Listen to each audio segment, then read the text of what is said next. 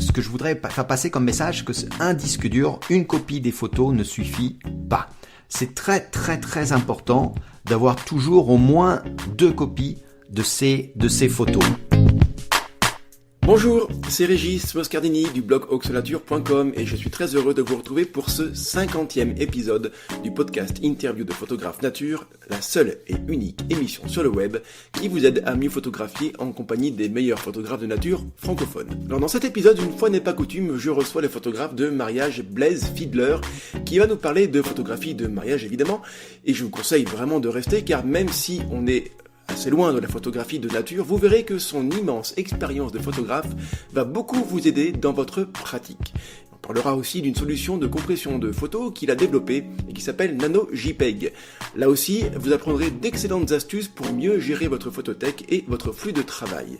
Alors Blaise Fiedler est une figure incontournable de la photographie sur Internet. Et c'est logique, car en plus d'être un excellent photographe de mariage, Blaise est présent sur la toile depuis 2010. Il fut l'un des premiers à donner des conseils pour mieux photographier, d'abord sur YouTube, où certaines de ses vidéos ont été vues des centaines de milliers de fois, comme celle, par exemple, cette vidéo basique mais indispensable où il explique comment tenir son réflexe. Et toujours dans cette envie de partager son savoir et son expérience, Blaise a ensuite créé le site communautaire photolocaux.fr. Et comme il le définit lui-même, c'est le club photo sympa sur Internet. Si vous vous intéressez à la photographie et vous avez fait déjà quelques recherches sur le net, vous connaissez forcément Blaise Fiedler. C'est donc un bel honneur pour moi que de l'avoir comme invité pour cet épisode exceptionnel car il s'agit, vous l'avez entendu, du 50e épisode. Pour tout vous dire, j'ai du mal à y croire et je ne pensais vraiment pas atteindre cette barre symbolique quand j'ai commencé le 21 mai 2011 avec comme première interview Éric Marie, photographe macro. Et si je regarde un petit peu en arrière, je me rends compte du chemin parcouru et des belles rencontres que j'ai pu faire grâce à cette émission. Je me souviens de chacune des interviews que j'ai faites et certaines m'ont malgré tout marqué plus que d'autres. Je pense à celle faite avec Joe Bunny sur la photographie sous-marine, où on a parlé ensemble longuement de la pollution des océans. Aussi celle de Fabrice Cahez sur le chat sauvage, un sacré moment. Je pense également à l'interview que j'ai faite avec Michel Doultremont, qui a été donc l'invité de l'émission à une époque où il n'était pas encore connu. Il y a aussi celle avec Fabien Gréban, qui fait partie des épisodes dont je me souviens. Et puis enfin, je pense particulièrement à celle de Grégory Paul, qui est maintenant, à présent, devenu un ami. Que d'excellents moments passés en compagnie de ces excellents photographes. Alors tiens, si vous me disiez, vous aussi en commentaire, quelle est l'interview que vous avez préférée, ça me plairait de savoir tout ça. Allez, je vous laisse en compagnie de Blaise. Je vous souhaite une bonne écoute.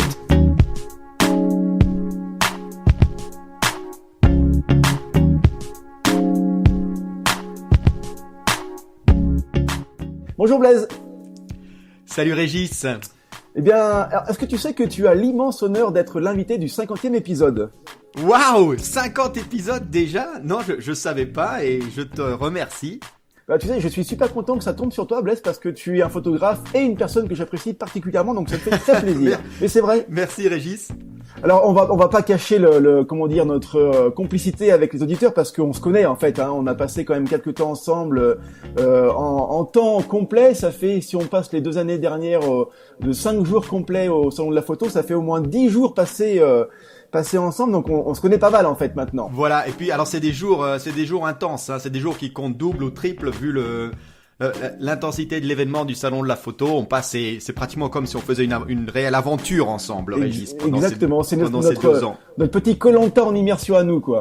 Le Koh-Lanta de la voilà, photo. c'est ça, c'est du Koh-Lanta. Sauf que personne à la fin est éliminé, donc c'est quand même plutôt cool, quoi. Oui. Bon Blaise, qu'est-ce qu'on dit ? On va tâcher d'être à la hauteur de ce numéro 50, qui est donc un numéro très spécial. Espérons-le, et puis merci encore pour ton invitation pour ce 50e épisode. Eh ben, je t'en prie. Alors, voilà, donc il y a de fortes chances que les auditeurs te connaissent, parce que tu es le fondateur d'un site Photolocaux et d'une chaîne YouTube avec une grande audience. Mais Blaise, tu pourras pas y couper. Dis-nous en quelques mots qui tu es, s'il te plaît, et dans quel type de photo tu sévis. Alors, merci pour cette grande audience, mais évidemment, je suis loin d'être le podcasteur numéro 1 francophone.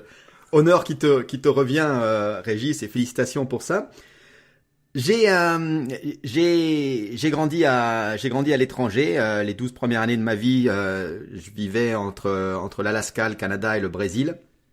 À l'âge de 12 ans, je suis arrivé en France, donc j'ai commencé à apprendre le français en troisième langue. Donc excuse-moi si je bégaye un peu sur cette interview. Au niveau photo, j'ai commencé dans la photographie de voyage, surtout en Asie. J'ai passé énormément de temps ensuite là-bas entre l'Asie du Sud-Est, le Népal, le grand bassin indien. Et en 2001, je suis revenu en France, à Nice, où je me suis mis dans la photographie de mariage. Donc depuis lors, je sévis, comme tu dis, dans la photographie de mariage, dans la région entre Monaco, les Alpes-Maritimes et l'Est Var. Et ça marche très fort, c'est quelque chose que je fais avec beaucoup de passion et beaucoup de joie. En 2010, j'ai commencé à partager mes connaissances sur YouTube.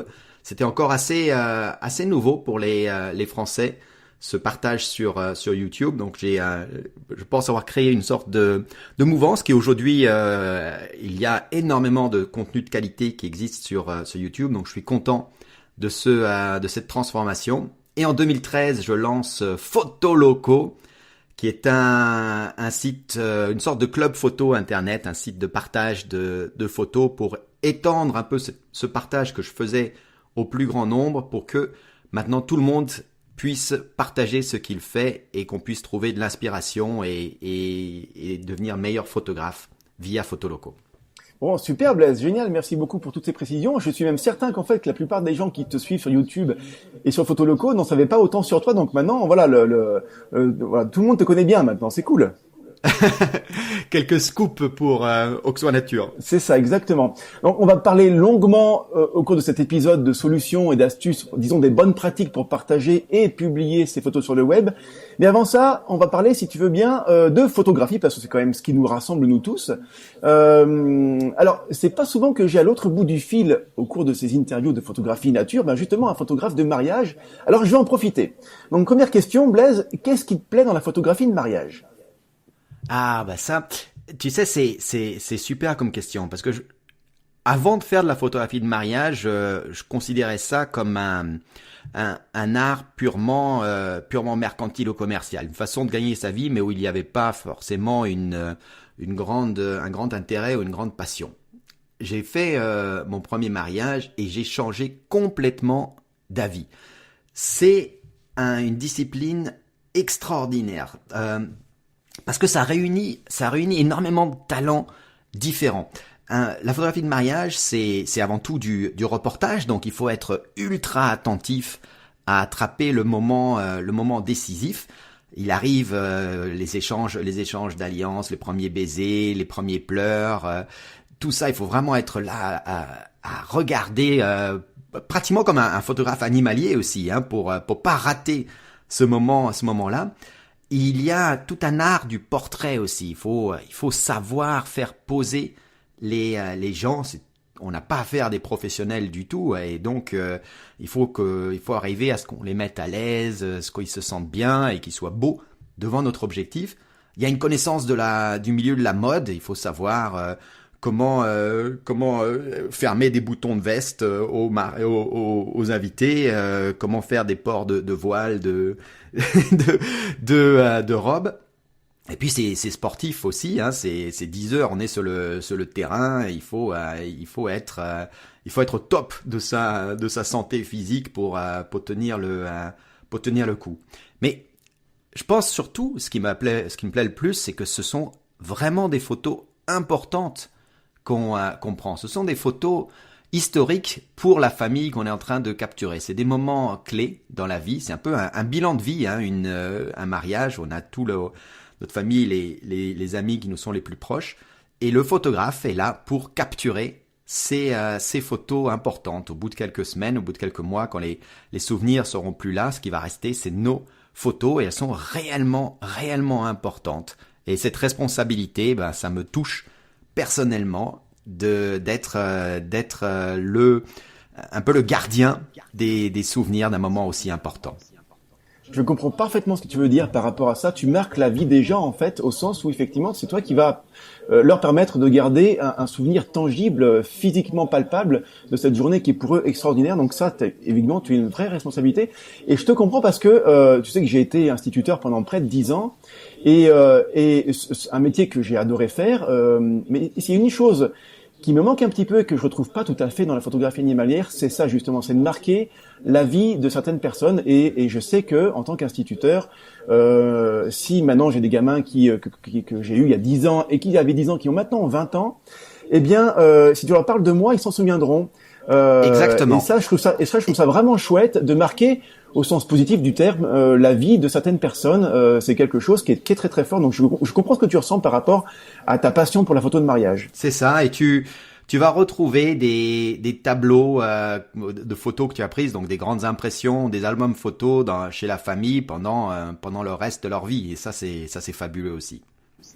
Est-ce qu'il faut aimer l'humain en fait pour adorer ça? Parce que on parle souvent de photographie sociale quand on parle de photographie de mariage. C'est quelque chose qui englobe photographie sociale. C'est un grand chapeau dans lequel on met la photographie de mariage. Est-ce qu'il faut d'abord et avant tout aimer l'humain en fait? Ah, exactement. C'est fondamental d'être quelqu'un de sympa et d'amoureux de l'autre. C'est comprendre. C'est quelque chose d'extrêmement psychologique, un mariage. Tout le monde ne s'entend pas forcément avec tout le monde.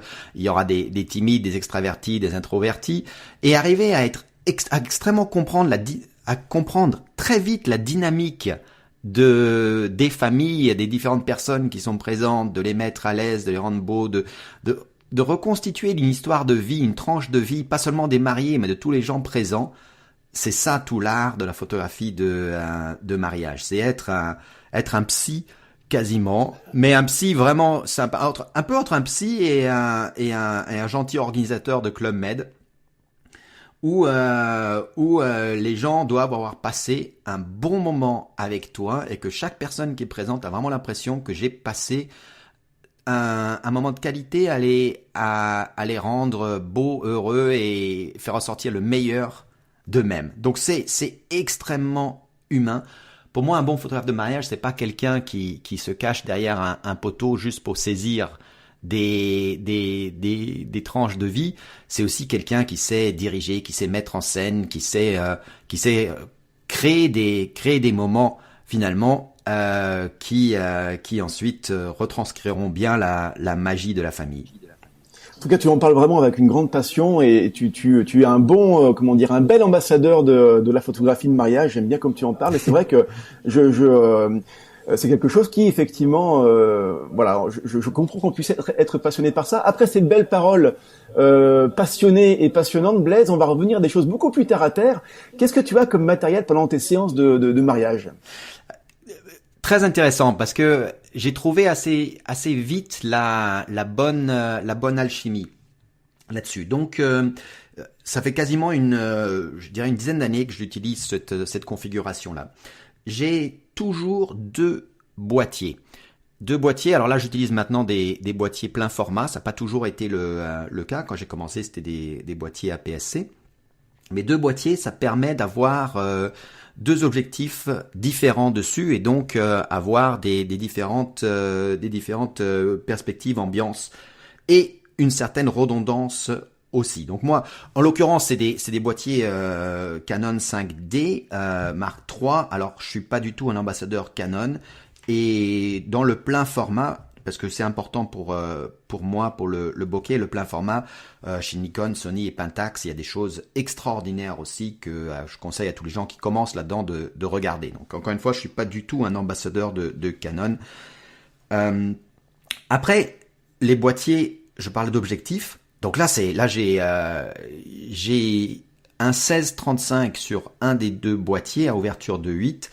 Et un 70-200 aussi à ouverture de 8 stabilisé sur l'autre. Et le 70-200, c'est vraiment mon gagne-pain. Avec ça, je prends des portraits à quelques mètres, des photos de 2-3 personnes à 5 mètres. Ça représente 80% des photos qui vont terminer dans l'album. Le 16-35 offre une vue grand angle aussi qu'on peut pas reproduire avec des smartphones. J'ai toujours deux flashs, un flash sur chaque boîtier pour déboucher les ombres en journée, pour faire rebondir la lumière de nuit.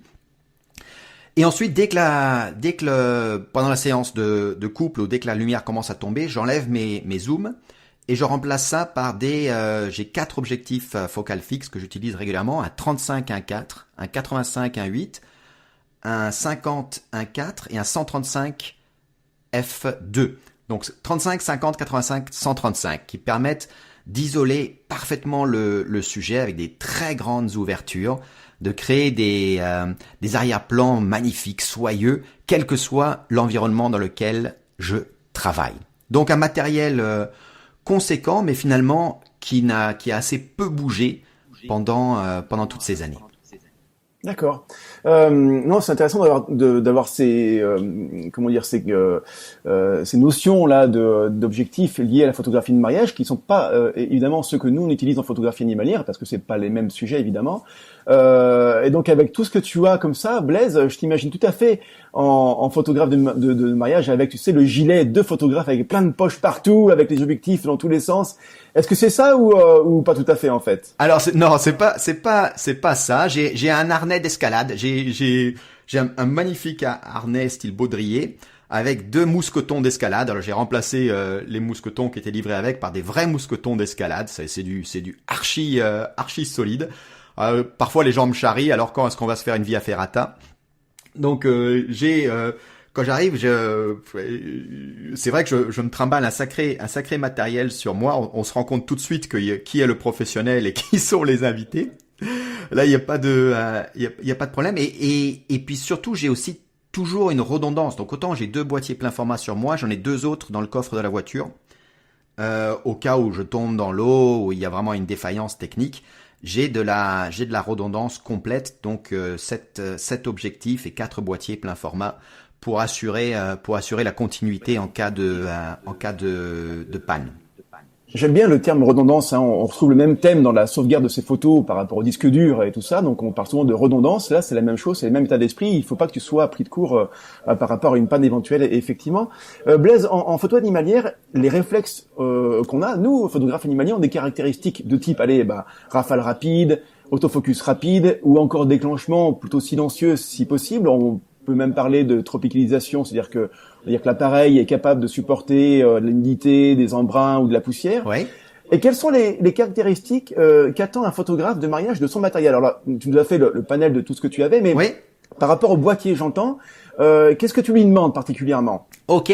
Alors, première chose importante pour moi, on travaille dans des conditions très différentes. On va faire des sorties de mairie à 14 heures sous le soleil du sud de la France, donc avec une luminosité énorme et des ombres désobligeantes, et on va aller jusqu'à des églises anciennes mal éclairées et des salles de fête éclairées à la bougie, tu vois. Donc on a vraiment des conditions extrêmes qui changent dans la journée. Donc pour moi, la chose la plus importante, c'est la montée en ISO des boîtiers. Pour capter la lumière ambiante, la seule façon que j'ai, c'est le triangle d'exposition, et pour ça, pour arrêter le mouvement, il faut que j'arrive à monter en ISO. Ça m'arrive régulièrement en soirée ou en église d'être à 3002, 6004, ou même sur des églises très mal éclairées à plus de 10 000 ISO. Donc les montées en ISO, ça c'est vraiment quelque chose que les boîtiers récents m'ont offert. Avant, je dépassais jamais 1600. C'est moins un problème aujourd'hui, mais ça fait partie de mon processus de décision numéro 1 quand je regarde un nouveau boîtier, c'est quelle est la qualité de sa photo à ISO élevé. C'est pour ça que pardon, je te coupe, Blaise, mais c'est pour ça que le plein format, pour toi, tu es passé au plein format, entre autres, grâce à cette capacité à monter en sensibilité. Oui, c'est quelque chose qui est très important, mais là, pour moi, le choix du plein format, en plus de cette montée à ISO, a surtout été dû à la faible profondeur de champ. Si tu veux, on travaille pas toujours dans des endroits très très beaux. Ça m'arrive dans des préparatifs d'être dans des chambres d'hôtel assez médiocres, ou disons avec beaucoup de fouillis autour. Et là, pouvoir mettre un 50 mm 1.4 avec une extrême faible profondeur de champ, qui les pleins formats nous permettent de travailler avec des profondeurs de champ plus faibles ça m'a changé la vie. Ça m'a changé la vie. Donc ces deux choses-là sont importantes. Alors, dans les boîtiers, il y a aussi la mise au point qui est très importante, la vitesse de mise au point. Encore une fois, quand on a des mariés qui arrivent dans l'église, il fait noir, elle marche vers moi, et bien là, pareil, il faut des mises au point très réactives, très incisives. Le 5D Mark III m'a offert une redondance de carte mémoire. Ça, c'est extraordinaire. Je travaille avec toujours 2 cartes mémoire dans le boîtier. Je photographie tout en RAW. Et je photographie ça sur les 2 cartes mémoire en même temps. Donc, j'ai une carte mémoire de 64 gigas qui va à peine bouger. Et puis une petite de 8 gigas que je change toutes les heures. Et qui permet d'avoir cette redondance. Donc, si jamais le boîtier se retrouve dans l'eau, ou si on me le vole, ou s'il est cassé, enfin n'importe quoi, c'est pas grave, j'ai toujours la 2e carte mémoire dans ma pochette interne qui elle est imperméabilisée. Ça, c'est vraiment intéressant comme point de vue parce que c'est vrai que moi je comprends, c'est ton métier évidemment, et quand tu le dis tout à l'heure, tu as une vraie responsabilité. Donc les gens que tu photographies, les mariés que tu photographies, si tu leur dis à la fin de la séance, je suis désolé les amis, ma carte mémoire unique que j'avais m'a fait faux bond, donc j'ai aucune photo, ça va pas le faire. Exactement. Donc, on a une responsabilité de résultat vraiment. Et si tu n'as pas tout mis en œuvre pour assurer qu'il n'y a pas de panne, t'as pas bien fait ton boulot, je trouve. C'est vrai, exactement. Alors c'est vrai que, encore une fois, je fais le parallèle avec la photographie animalière parce que c'est le domaine que je connais et c'est intéressant de faire les ponts entre les deux domaines de cette photographie, mais on n'est pas trop, il me semble que nous, photographes animaliers, moi aussi j'ai 2 cartes SD dans mon boîtier, mais pas tant dans l'optique d'une redondance, c'est plutôt de me dire bon, si jamais il y en a une qui est pleine, j'ai au moins l'autre qui est derrière, quoi. C'est ça. Alors que c'est forcément une erreur parce que on sait jamais ce qui peut se passer. Le matériel il est pas infaillible, surtout dans les conditions des fois un petit peu difficiles. Le froid intense là de l'hiver en ce moment, ça peut être un petit peu chaud. Enfin chaud, c'est pas forcément la bonne expression, mais ça peut être compliqué. Donc il faut penser au moment de la prise de vue effectivement à cette redondance et s'assurer ses arrières et de pas louper une séance à cause d'un problème bassement matériel, quoi. Donc il faut faire attention à ça. Tu sais, on peut, je me retrouve certaines années à faire 30, 40, 50 mariages dans l'année. Donc forcément, si tu n'as pas mis en place tout un système de redondance, il y aura un mariage où ça va mal se passer. Tu dis 1 sur 50, ça va, c'est pas grave. Le problème, c'est évidemment que c'est très grave parce que ce couple-là, c'était son seul mariage de l'année, enfin en théorie. Hein. Et donc c'est très très grave. Et quand tu multiplies autant les événements, il y aura forcément un endroit, un moment où quelque chose va mal se passer si t'as pas mis en place ta gestion des problèmes. Voilà, tu auras des clients extrêmement furieux. Exactement. Alors c'est vrai que les auditeurs là qui sont avec nous en ce moment, la plupart sont des photographes amateurs passionnés, donc ils n'ont pas la contrainte, c'est pas leur gagne-pain. Donc effectivement, s'ils font une erreur un jour, s'ils ont oublié la carte mémoire, ce sera très frustrant pour eux. Mais voilà, il y aura pas de dommages collatéraux. Mais il faudrait que ceux qui nous écoutent prennent conscience quand même essayent de se entre guillemets, vraiment des gros guillemets, de se professionnaliser par rapport à cette préparation en amont de ces sorties. Moi, je fais toujours ma préparation de matériel la veille. Je pars très tôt le matin. Et jamais je prépare le matin parce qu'on n'est pas bien réveillé, parce qu'on voit pas grand chose, parce qu'on veut pas réveiller les autres qui dorment à côté. Donc on fait, voilà. Et donc il faut tout préparer la veille. Ça va des habits jusqu'aux cartes mémoire, jusqu'au trépied, enfin toutes ces choses-là. Les batteries, ne pas oublier. Les batteries, évidemment, les batteries. Donc tout ça, c'est très important. Et le fait de préparer la veille minutieusement, on se prend 20 minutes pour tout faire tranquillement. Le matin, on part, on est tranquille. On n'a pas cette pression de se dire bon, j'espère que j'ai rien oublié. Et même si on n'est pas pro, il faut quand même être très sérieux sur la préparation de son matériel pour Exactement. éviter ces gros soucis-là. Par rapport à ce que tu dis, aussi recommander à tout le monde d'utiliser une bonne checklist. Essentiel dans mon métier, parfois je fais 1 heure et demie de route avant de rencontrer mes clients. Si à ce moment-là j'ai oublié les cartes mémoire ou la batterie, c'est fichu, hein, parce que le mariage commence sans moi. Et donc la checklist, ce que tu décris, donc le faire la veille pour avoir le temps de corriger tout problème est clé et ne pas se mettre soi-même en difficulté et en stress en le faisant à la dernière seconde. Exactement. Et puis ça permet de... On n'avance pas beaucoup sur les questions, Blaise, mais c'est pas très grave. On s'en fiche, c'est la 50e. Donc on fait ce qu'on veut. Non, mais ça permet aussi d'être libéré de cette contrainte et de ce stress du matériel, et d'être libéré et de penser à ce qu'on fait en ce moment. Si on a le cerveau pris et accaparé par est-ce que j'ai bien pensé à ça? Mince, je crois avoir oublié ça. Du coup, notre cerveau est pas totalement libre et libéré pour être à fond et à 100% dans la prise de vue. Et on sera pas dans la créativité, on sera dans dans la photographie parce que voilà, je suis là pour la faire, mais on ne sera pas libéré et on ne sera pas créatif à mon avis, en tout cas beaucoup moins. Donc vraiment, il faut être très bon et très pro, j'ai envie de dire, sur la préparation du matériel. Absolument. Là, une bonne préparation, ça va. En fait, si ta séance photo se passe mal, c'est pratiquement toujours dû à une mauvaise préparation. C'est la préparation, c'est la clé du succès. C'est parfaitement ça. Je fais un petit bond en arrière de 15 ans presque. Un des premiers conseils que nous avait donné, en tout cas m'avait donné à l'époque quand j'étais enseignant débutant, ce qu'on appelle, et on appelle ça toujours comme ça, un conseiller pédagogique. Quand tu débutes, il vient dans ta classe, il regarde comment tu fais, il te donne plein de conseils vraiment très concrets, donc c'est très très bien. On est loin des cours d'IUFM très théoriques, là on est vraiment dans le concret, c'est parfait. Et un des premiers conseils que cette dame avait donné, c'était de me dire, Régis, il faut que ton matériel soit prêt et archi prêt avant le début de ta séance. Une séance qui se passe mal, c'est toujours à cause du matériel qui a été mal préparé et mal pensé à l'avance. Donc prépare toujours ta séance bien correctement au niveau du matériel. Il n'y a rien de pire qu'en pleine séance de se rendre compte que les pinceaux sont pas prêts, quoi. Tu vois, ou la peinture est pas prête. Attention. J'irai beaucoup plus loin que ça. Tu dis la préparation du matériel, c'est pas ce que j'ai exclusivement en tête. Le matériel pour la photographie de mariage, c'est juste un des composants. Quand je parle bonne préparation, c'est vraiment aussi connaître les lieux parfaitement où tu vas aller. C'est connaître la dynamique de la famille parfaitement. Ça, c'est clé. Quand j'arrive sur un mariage, je connais déjà toute la constitution de la famille.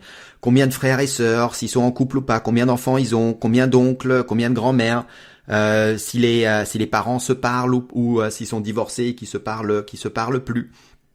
Et donc du coup, je connais le potentiel des lieux, je sais où prendre mes photos de groupe, de couple, comment faire déplacer les gens, quand faire déplacer les gens, et puis qui photographier avec qui et ne pas oublier quelqu'un. Donc la préparation, ça va bien au-delà du matériel. Si tu arrives en tant que photographe de mariage et tu découvres tous les lieux et la famille, tu vas avoir beaucoup de mal à bien faire ton travail. Mais ce que tu dis là, c'est hyper important et c'est une des grandes constantes dans la photographie, peu importe le domaine, que ce soit la photo animalière, de studio, de mariage, de rue, de sport. Il faut connaître son sujet, c'est absolument indispensable. Et ça, c'est vraiment une des clés, d'une séance de photographie réussie, peu importe le domaine dans lequel on se trouve. Je vais encore continuer un petit peu à comparer les deux parce que je trouve ça vraiment passionnant, Blaise, si tu veux bien. Oui, bien sûr. Une des difficultés en photographie animalière, c'est de devoir attendre souvent très longtemps pour parfois juste quelques dizaines de secondes de temps de prise de vue. Donc il faut être super prêt. À l'inverse, en photo de mariage, alors évidemment il faut être prêt aussi pour les moments clés, mais tu es toujours sur le pont, hein, c'est-à-dire que tu photographies quasiment 10 heures d'affilée. Ouais. Comment tu parviens à gérer cette tension permanente et continue en fait? Alors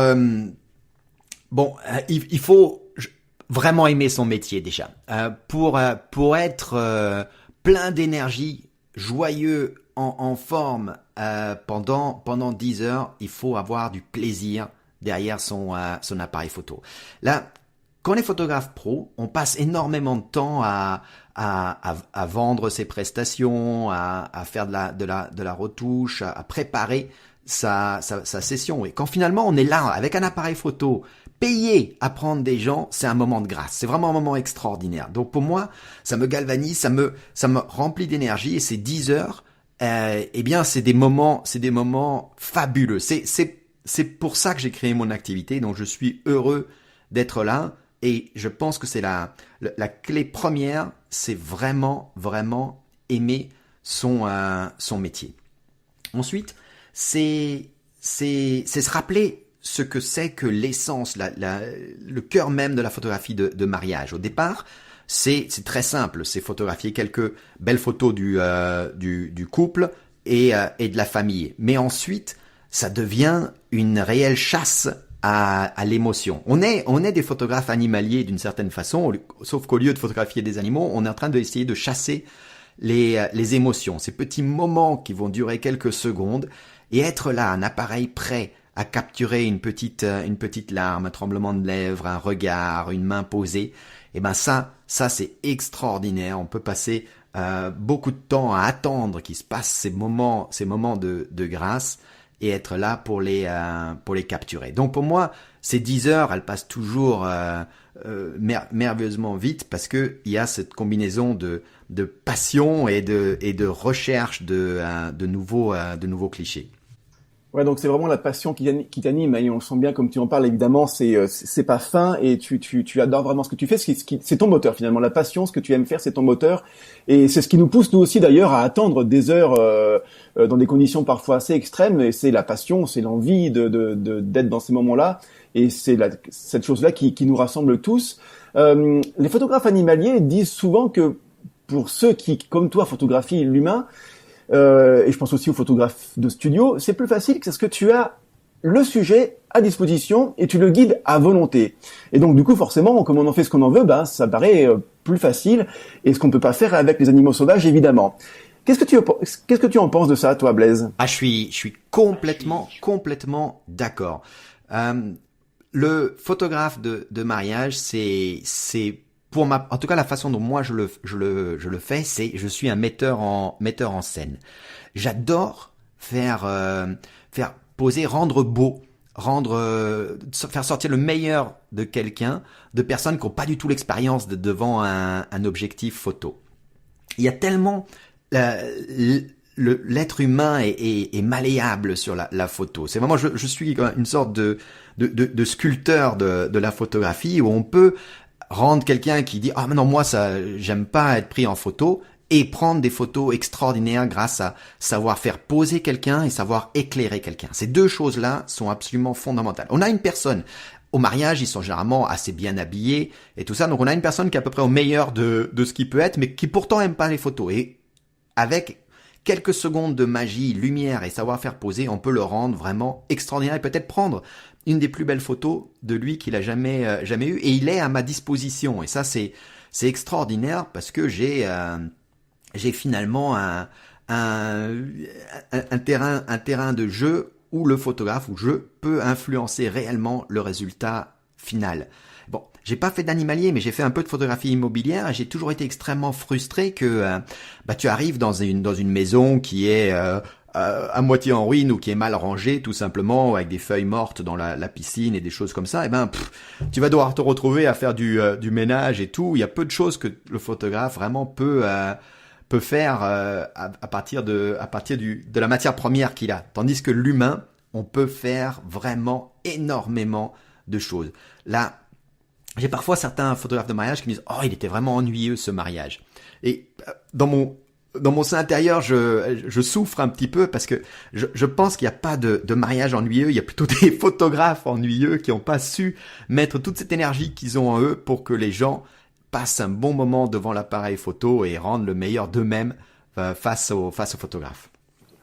Alors je comprends ce que tu veux dire, Blaise, et en même temps, moi j'avoue être assez confortable pour photographe animalier, au sens où tu fais avec ce que veut bien te donner la nature.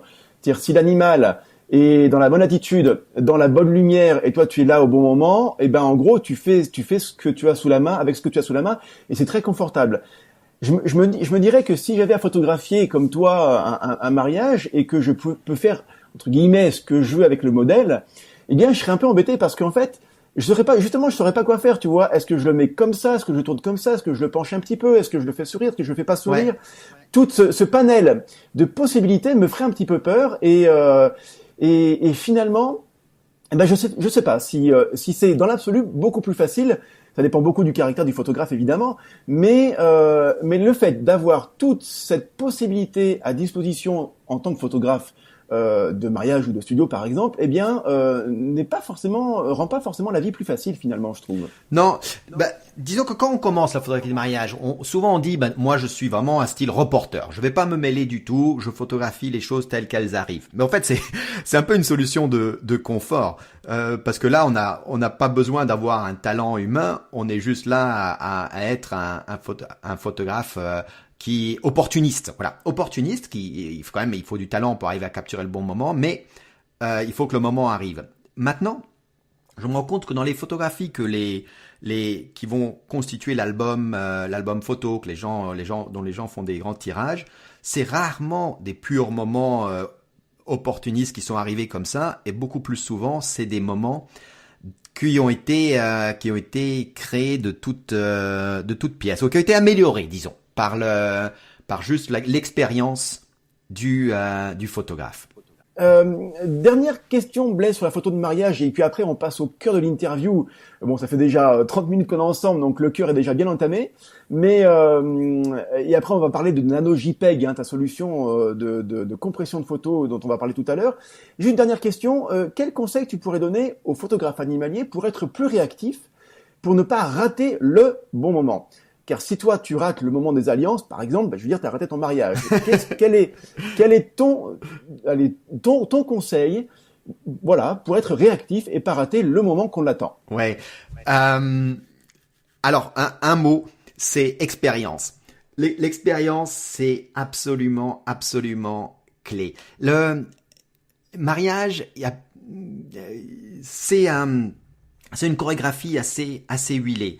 C'est-à-dire que pour donner quelques exemples, quand tu as la mariée qui va descendre l'allée au bras de son père, eh ben tu peux être assez sûr que le marié qui est généralement derrière toi, parce que tu es en train de photographier la mariée, va avoir une très forte émotion parce qu'il est en train de découvrir sa femme en robe blanche pour la première fois, ainsi que la sœur ou la maman. Donc ça, il faut pas juste se concentrer sur la mariée, mais en quelques secondes arriver à capturer les 3-4 personnes qui vont montrer le plus d'émotion.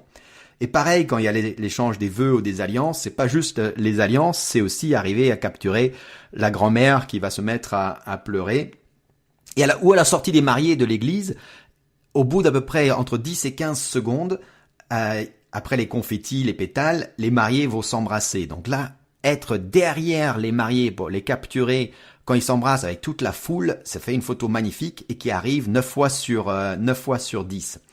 Et donc, cette expérience, le fait d'avoir fait des centaines de mariages, ça t'amène à ouvrir ton regard sur ce qui se passe autour de ton centre juste de vision et dire tiens là, je sais qu'il va se passer la plupart du temps d'autres choses et arriver à capturer ça.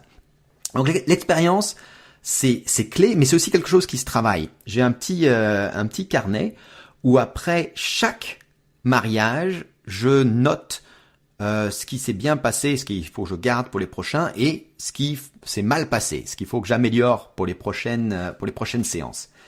Et ce carnet, aujourd'hui, il fait une centaine de pages, est vraiment fondamental. Je le relis régulièrement pour continuer à m'améliorer. Donc, c'est pas juste avoir de la chance, c'est travailler son expérience. Et donc, ce carnet doit valoir très très cher. Je donnerais pas mal pour pouvoir le visionner et le feuilleter, même si c'est pas mon domaine d'activité, mais ouais. Ça va être passionnant de le lire. Alors, je sais pas si tu es lisible, si ton écriture est lisible, Blaise, mais ça va être assez intéressant de lire ça, toutes ces ratures, toutes ces. Alors, il est pas glorieux, puisque je suis extrêmement critique vis-à-vis de moi-même. Il faut l'être, c'est ça. Il faut être extrêmement critique. Je vais te donner juste une anecdote là-dedans. Il y a 7-8 ans, j'ai un couple qui m'a appelé un peu après le mariage. Je leur avais livré plus de 1000 photos que je trouvais magnifiques. Et m'a dit on n'est pas content parce qu'il manque la photo de la grand-mère. Et la grand-mère, j'ai regardé toutes les photos, c'était une petite dame toute introvertie là, qui était toujours au fond, jamais à se mêler à personne et tout ça. Et depuis ce jour-là, je me suis dit mais ils ont absolument raison. Je connaissais pas bien mon public. Et depuis, j'ai complètement changé mon processus à demander à l'avance qui sera là, quand la grand-mère va partir, pour être absolument sûr de la la capturer, pas physiquement, hein, la capturer dans mon boîtier. Tu l'as rendu depuis, c'est bon? Ça y est. Non, mais c'est très intéressant ce que tu dis, Blaise, et à chaque fois que tu donnes un conseil, je fais le pont avec la photographie animalière et tout peut s'appliquer. Et tu parlais d'expérience, il y a un mot sous-jacent qui vient avec là, qui est lié à l'expérience, c'est l'anticipation. Voilà, si on a l'expérience, on peut anticiper, et c'est ce qui fait qu'on ne rate pas le moment clé. Mais tu as raison, voilà, c'est le bon mot qu'il faut savoir. Avec une forte probabilité ce qui va se passer dans les prochaines 5 à 10 secondes. Ça, oui, tu as absolument raison pour être au bon endroit, avec le bon objectif, avec le bon réglage. Je regrette de ne pas l'avoir dit, mais je te remercie d'avoir complété ça, parce que savoir anticiper, c'est le résultat de l'expérience. Exactement. Blaise, on change de sujet. On reste évidemment dans le grand domaine de la photographie. Et voilà, on passe à un autre grand thème qui va nous occuper pendant pas mal de minutes, qui est aussi parfaitement passionnant. Et j'invite les auditeurs à rester avec nous parce qu'il y aura plein de conseils qui vont être liés aux bonnes pratiques pour pouvoir diffuser, en tout cas, savoir comment publier et partager ces photographies grâce à une solution que tu as fait toi-même, Blaise, qui s'appelle NanoJPEG. Alors, de quoi s'agit-il exactement, NanoJPEG? NanoJPEG, c'est un logiciel de compression photo intelligente. Donc, logiciel, ça s'installe sous son Windows ou son Mac. Tu déposes tout simplement toutes tes photos dans NanoJPEG et ça va réduire de façon quasiment magique le poids de tes photos JPEG par 10 fois, sans perte de qualité visible. Ça va te ressortir un fichier JPEG qui, à ton œil, quel que soit l'agrandissement que tu regarderas sur ton écran, sera le même. Donc un fichier qui reste universel, tout le monde peut lire ce fichier JPEG. La seule différence, c'est qu'il est beaucoup, beaucoup plus léger. Pour donner un ordre d'idée, quand mes photos font à peu près 20 millions de pixels quand elles sortent de l'appareil photo. Si après quelques traitements sous Lightroom, Photoshop, j'enregistre ça à un niveau de qualité de 100%, elle va faire un poids d'environ 12-13 mégaoctets. Quand je le sors avec NanoJPEG, ça va me faire à peu près 1 méga. Donc c'est absolument énorme le gain en poids. Et tout ça sans déperdition de qualité visible. Ok, c'est très très clair tout ça. Et alors, comment ça t'est venu l'idée de développer ça? Avec le temps, mes clients je me suis rendu compte d'une tendance, c'est qu'ils ont exigé les photos de plus en plus rapidement. Et on vit dans une société où les gens sont impatients, veulent voir des choses vite. Et mon grand problème dans mon flux de travail, c'était le temps qu'il fallait pour téléverser, uploader les photos vers mes clients. Photographie de mariage, je pense que tu l'auras dit, c'est à peu près 1000 photos au bout quand on a fini tout le développement. Et 1000 photos à 10-12 mégas chacun, j'en avais pour 12 gigas. Avec mon ADSL ici à la maison, il me fallait 25 heures. 25 heures pour uploader, pour téléverser tout ça à mes clients. Donc c'était énorme, 25 heures où mon internet était quasiment bloqué. Donc il me fallait une solution pour réduire ce temps en 2-3 heures, mais sans pour autant dégrader évidemment la qualité de l'image pour laquelle j'avais autant travaillé. Et voilà. Donc ma solution, je suis passé grâce à NanoJPEG d'à peu près 25 heures à 2 heures. Ça me permet d'envoyer mes photos beaucoup, beaucoup plus vite. Ça a complètement modifié ma façon de travailler. Ça a augmenté évidemment la satisfaction de mes clients. Évidemment. Alors Blaise, j'imagine que NanoJPEG ne s'adresse pas qu'aux photographes de mariage qui ont 1000 photos envoyées à leurs clients. À qui s'adresse cette solution? À peu près à tout le monde qui partage ses photos. C'est-à-dire, je pense tout d'abord aux photographes professionnels, mariage, reportage, tout ce qui est social, portrait, naissance, les photographes de studio qui diffusent des clichés en haute résolution. Mais Mais même si tu fais des événements familiaux, tu prends des photos de tes amis pendant un week-end et tu veux diffuser 100, 200 photos en haute résolution de haute qualité, NanoJPEG c'est absolument excellent parce que ça permet de compresser ça sans perte de qualité visible et d'envoyer ça à tes amis sans dégradation dans un format encore une fois universel. C'est très important ce format JPEG puisque c'est le format qui est lisible par tout le monde. Donc NanoJPEG, je dirais que c'est à peu près pour n'importe qui partage régulièrement des lots de photos. Mais j'irai plus loin, c'est aussi pour après tous les photographes qui veulent faire de l'archivage de JPEG. C'est quand même assez puissant de pouvoir gagner autant d'espace quand on a beaucoup de JPEG. Tu veux dire que ça peut être vu comme une possibilité de gagner de la place sur le disque dur. C'est-à-dire que si on est un photographe qui photographie toutes sortes de photographies depuis des dizaines, depuis plusieurs années, donc forcément on a plusieurs milliers de photos sur son disque dur. Je parle pas du fichier RAW, hein. Ouais. On parle bien de les fichiers RAW, c'est à part, c'est la pellicule du numérique, donc ça on ne touche pas. Mais par contre, toutes les photos qu'on aura exportées au format JPEG, qui sont aussi sur le disque dur et qui prennent de la place, mais qu'on veut garder sous la main pour pouvoir partager rapidement, eh bien ces photos-là, on peut les passer à la moulinette de NanoJPEG pour gagner de la place justement sur le disque dur. C'est possible. Voilà, écoute, imagine, c'est très simple, hein. Je garantis au moins un gain de place de 10 fois par rapport à un JPEG enregistré à la qualité maximale. Donc si tu as plusieurs disques durs, ça va être absolument énorme le gain de place que tu pourras avoir. Et je veux en profiter aussi pour parler ici de redondance. Donc c'est très bien d'avoir tes photos sur un disque dur, mais ce que je voudrais faire passer comme message, que un disque dur, une copie des photos ne suffit pas. C'est très très très important d'avoir toujours au moins 2 copies de ces photos. Et donc si t'as 3-4 téraoctets de photos, ce qui arrive sans problème à quelqu'un qui fait de la photographie depuis quelques années, il faut penser à ça. Il faut l'avoir sur un deuxième disque dur déjà de façon vraiment fortement recommandée. Et là, avec NanoJPEG, ça permet d'avoir beaucoup plus de photos sur un disque dur plus petit et d'assurer sa redondance à très faible prix.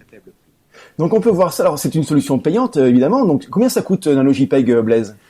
C'est 29 € TTC. Il y a une seule version. J'appelle la version. Oui, c'est pas un abonnement, c'est pas une licence. Alors c'est sur... absolument pas. C'est une licence à vie qui en plus est installable sur 2 machines. Donc tu pourrais voir ça comme 14,50 € par machine sur 2 machines, donc ton laptop et ton desktop par exemple, ou sur une machine au travail et à la maison, ou sur le tien et celui de ta compagne.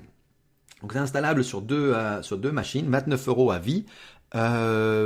Et pour l'instant, on est à la version 3. Les mises à jour ont toutes été gratuites. Donc ça, c'est extraordinaire. On a rajouté plein de nouveaux bonus dans les dernières versions de NanoJPEG, et les mises à jour ont été gratuites. Donc ça peut être vraiment vu comme un investissement, c'est-à-dire que si une personne se rend compte que son disque dur commence à être plein, ou ses disques durs commencent à être pleins, plutôt que de chercher une solution de rachat de disque dur qui coûte cher, c'est plusieurs, parfois centaines d'euros si on veut vraiment se faire un système de redondance, eh bien NanoJPEG peut retarder en fait le moment où on va devoir acheter un nouveau disque dur parce que on va gagner de la place. Oui, et je vais aller même plus loin que ça. Donc ça, tu as absolument raison. C'est une des utilisations fabuleuses. C'est gagner de l'argent sur son stockage, mais aussi ça permet d'améliorer son flux de travail en mettant en place un archivage instantané qu'on n'aurait pas forcément fait. Je rentre d'un shoot de photographie animalière par exemple. J'ai 500 photos RAW.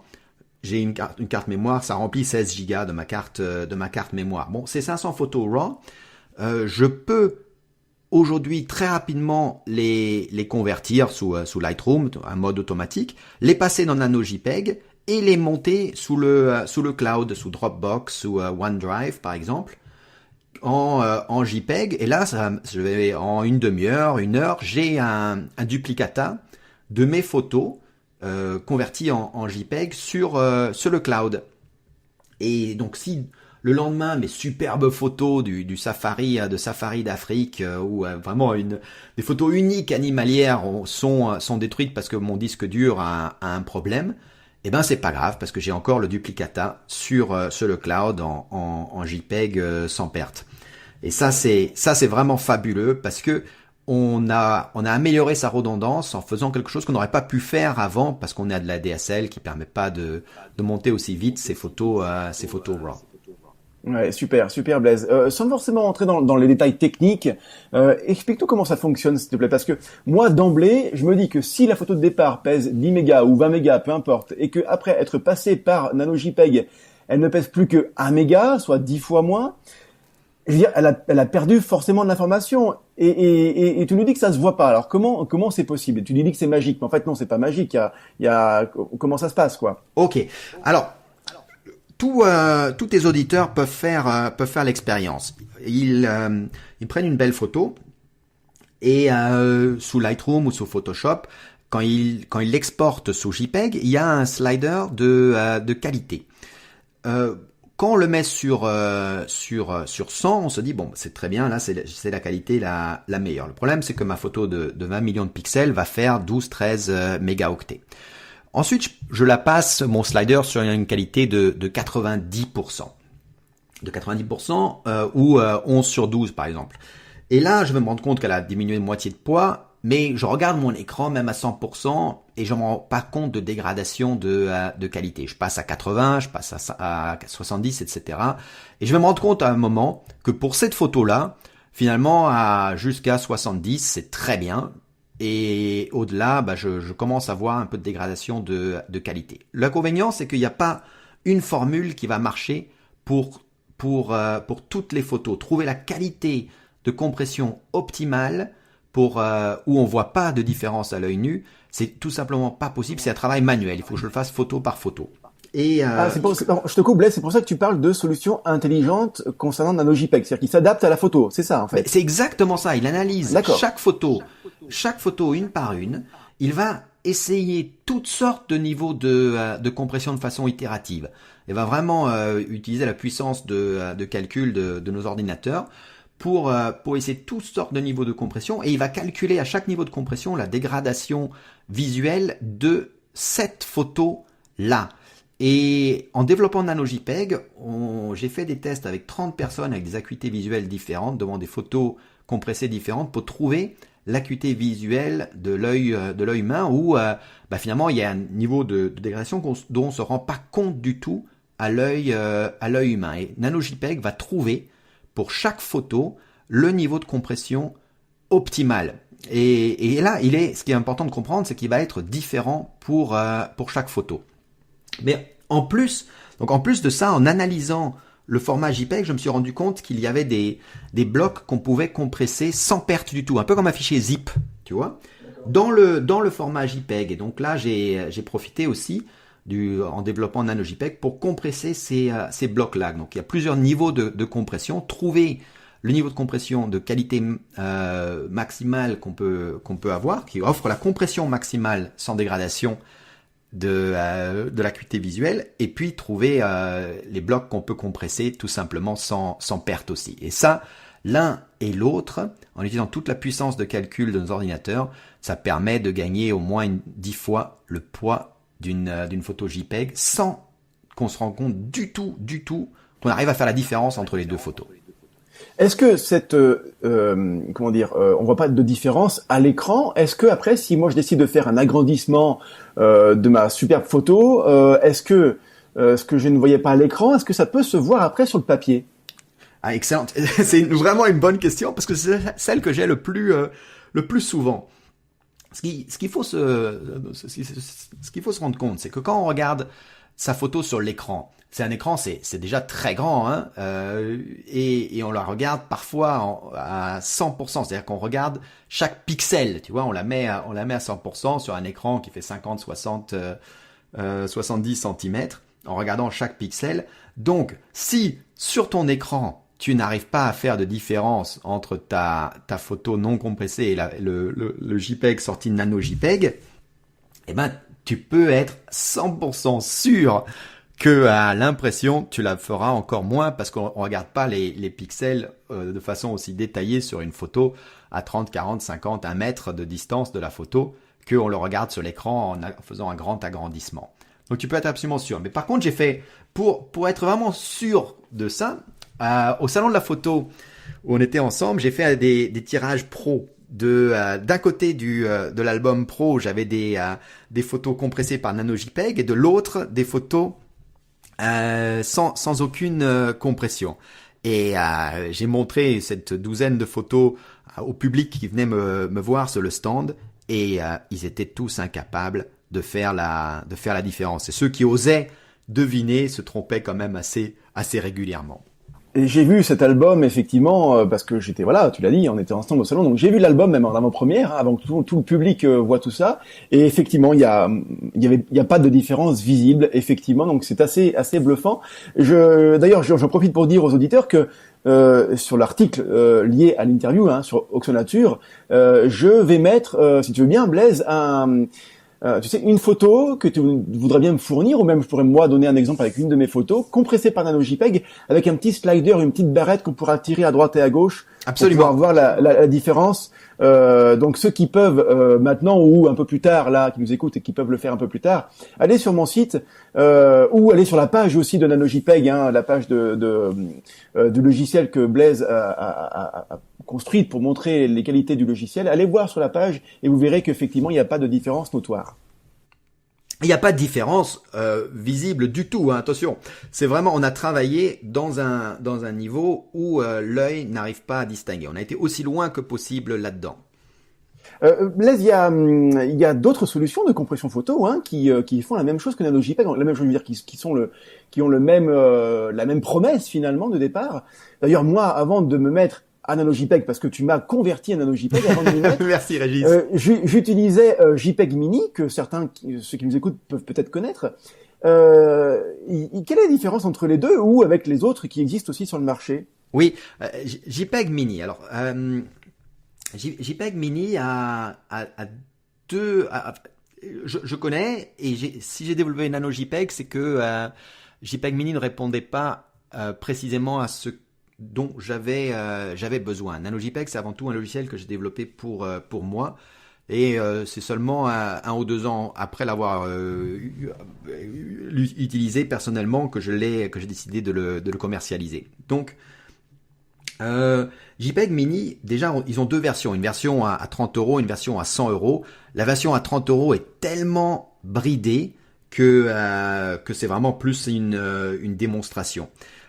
Donc si tu vois la différence, c'est déjà une différence de tarif où il faut payer d'un côté 100 € pour la version Pro qui est à peu près l'équivalent, que je trouve même moins puissante que la Nano JPEG à 29 €. Concrètement, quelles sont les carences d'un JPEG Mini? D'abord, c'est très lent. C'est pas du tout optimisé pour utiliser tous les cœurs des machines qu'on a aujourd'hui. La taille est très limitée. J'ai été frustré quand j'ai vu que la version normale, on était limité à 28 millions de pixels et la version Pro à 60 millions. Alors, tu dis que c'est pas mal, mais dès qu'on est dans du panorama, ça va plus du tout. Donc, Nano JPEG n'est pas du tout limité en taille. Et il n'y a pas du tout cette gestion des métadonnées.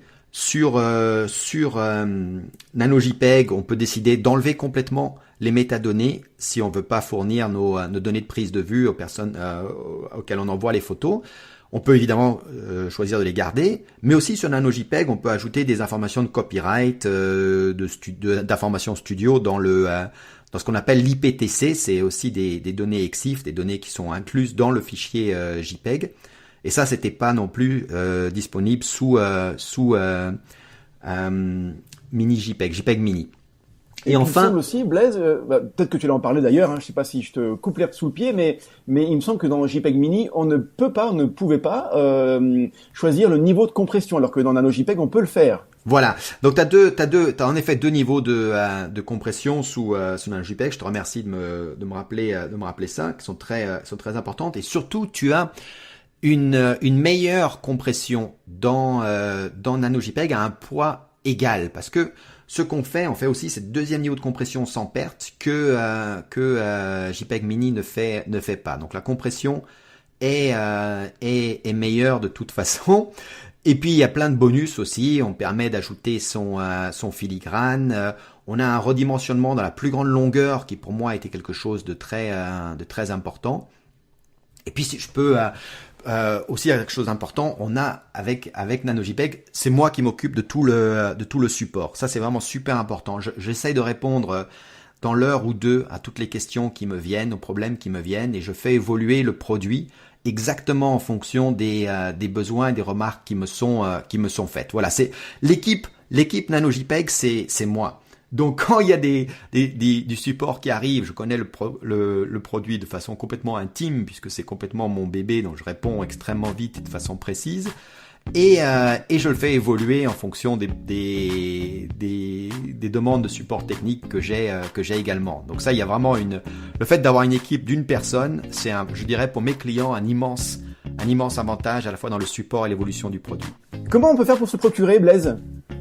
Alors donc ce qui est important, c'est comprendre qu'il est disponible à la fois pour Windows et Mac, et en anglais et en français. Donc on est vraiment prêt pour tout. Alors, le plus facile, c'est peut-être que tu mettes un lien sur Auxois Nature pour qu'on puisse facilement trouver comment se le procurer, parce que c'est uniquement disponible en vente directe sur mon site.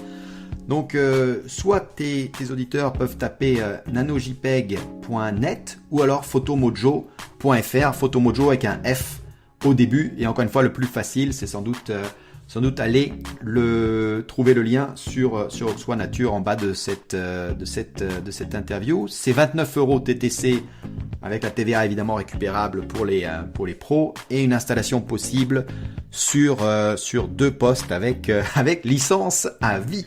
Bon bah tout ça est très très clair et très limpide. Blaise, je te remercie infiniment pour cette heure passée ensemble. Qu'est-ce que tu en penses? Est-ce que tu trouves qu'on a été à la hauteur du 50e épisode?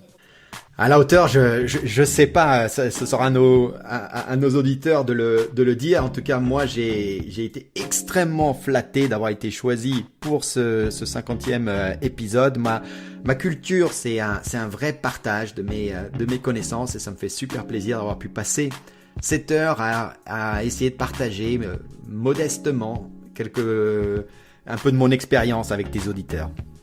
Merci beaucoup, Blaise. Je te propose qu'on se donne carrément rendez-vous pour le 100e épisode. Je sais pas quand, mais pour le 100e. Rendez-vous pris avec plaisir. Tu peux compter sur moi. Merci, Blaise. À bientôt, Régis.